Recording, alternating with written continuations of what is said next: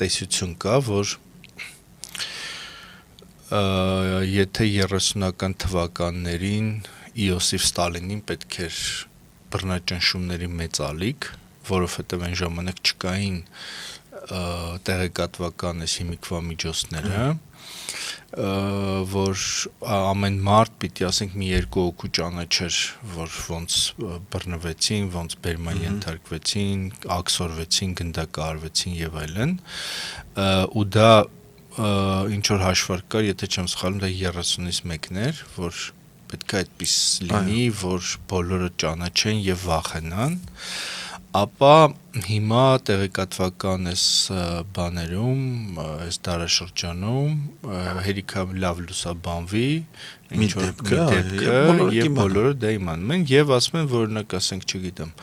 Նավալնիի դեպքը, չգիտեմ, մյուս ընդդիմադիրների այդ բաներ, դեպքեր, որ ասենք ինչ որ մեկը մի հատ անկապ գնաց քավար խոսել է ես իմ ինչից ու իրան եկե ձերբակալ են եւ այլն, դա